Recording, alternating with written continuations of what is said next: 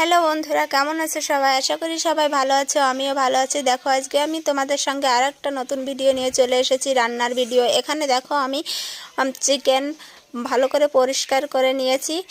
এটা গোটা চিকেন নিয়ে এসেছিলো স্কিন সমেত। সেটা আমি ভালো করে গরম জল দিয়ে পরিষ্কার করে নিয়ে কেটে ধুয়ে রেখেছি।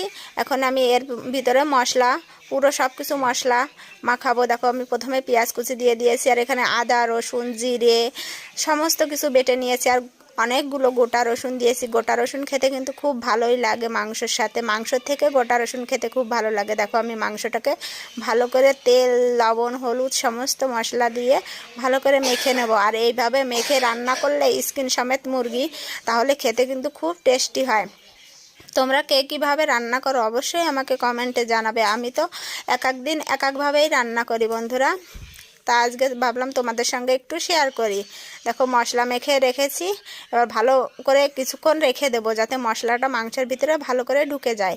তারপর আমি কড়াইতে গরম তেল দিয়ে দিয়েছি। তেলটা ভালো করে গরম হয়ে গেলে কড়াইয়ের ভিতরে গোটা তেজপাতা, শুকনো লঙ্কা, জিরে, মানে যে সমস্ত মাংসে দিতে হয় ফোড়নে, সেগুলো আমি দিয়ে নিয়েছি।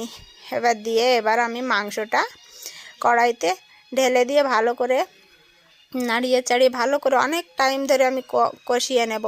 আর দেখো এখানে অনেক মাংসই ছিল, অনেকটা মাংস ছিল, প্রায় 1.5 কিলোর উপরে ছিল মাংস। আর দেখো মুরগির পা দেখতে পাচ্ছ, মুরগির পা খেতে তোমরা কে কে পছন্দ করো? আমার তো খুব ভালো লাগে। অনেকেই পছন্দ করে না, তারা অনেকেই মানে বলবে যে মুরগির পা কে খায়, কিন্তু আমার খুব ভালো লাগে মুরগির পা খেতে। আর দেখো এখানে আমি আলু দিয়ে দিয়েছি। আলুটা আমি ভেজে নিইনি, কারণ ভাজা আলুর থেকে আমার কাছে এরকম আধা মাংস কষানো হয়ে যাবে, তারপরে আলু দিলেই আমার কাছে বেশি টেস্টি লাগে আলু খেতে। আর আগে না, বিয়ের আগে আমার বাবার বাড়িতে কখনো আলু দিত না মাংসতে, কারণ আলু আমাদের বাড়িতে কেউ পছন্দ করতো না। আমার বাবা তো একদমই পছন্দ করে না, আর আমরাও খেতাম না।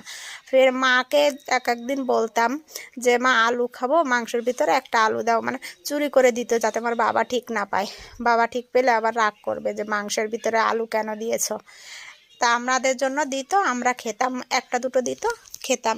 কিন্তু বিয়ের পরে আমার শ্বশুর বাড়িতে আমার শ্বশুর আবার মাংসে আলু না দিলে, মাংস না দাও ঠিক আছে, কিন্তু মাংসে যদি আলু না দাও তাহলে মাংস আবার খায় না। তা আমার যখন বিয়ে হয়েছিল তখন আমি কিন্তু মাংসে আলু দিতাম না, যেহেতু আমাদের বাড়িতে দিত না, সে আমারও দিতে মনে থাকতো না। একদিন আমার শ্বশুর রাগ করে, মানে আমার শাশুড়ির সঙ্গে ঝগড়া বাঁধিয়ে দিয়েছিল যে মাংসতে আলু কেন দেয়নি। তারপর থেকে আমি কিন্তু মাংস রান্না করলে প্রথমে আলুই কেটে রাখি। দেখো তোমাদের সঙ্গে কথা বলতে বলতে এখানে আমার রান্না হয়ে গেছে। ভিডিওটি ভালো লাগলে অবশ্যই লাইক, কমেন্ট, শেয়ার করবে। বাই।